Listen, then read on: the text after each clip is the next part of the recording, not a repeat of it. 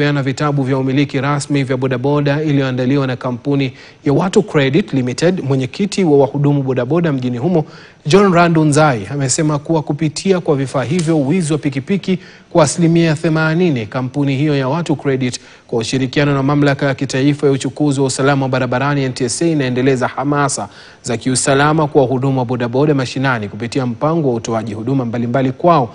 Msimamizi wa mauzo na masoko katika kampuni hiyo eneo la Pwani, Mehetebel Mwashigadi, anasema huduma zitatolewa kupitia mpango huo ni nambari za usajili wa pikipiki, vifaa vya usalama wa pikipiki, miongoni mwa huduma nyinginezo.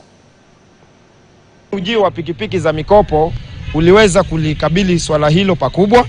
Kwa sasa naweza nikasema idadi ya pikipiki zinazoibwa iko chini sana. Tunaweza maliza mwezi bila kama ofisi kupata ripoti ya pikipiki yenye imeibiwa.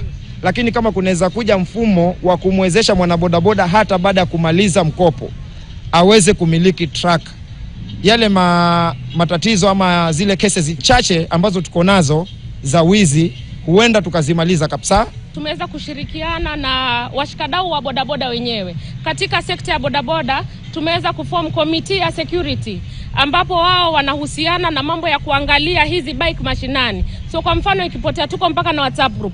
Ikipotea wanatujulisha haraka, tunapiga ofisi kwa emergency number yetu, na pia tukishawajulisha wale emergency haraka wanajulisha wale wana bodaboda, wanaenda wanashikana na national security na county security, tunaweza kupata pikipiki. Tusalie Kilifi. Kaunti ya Kilifi inatarajiwa kukosa mvua ya kutosha msimu huu, huku wakulima na wafugaji wakishauriwa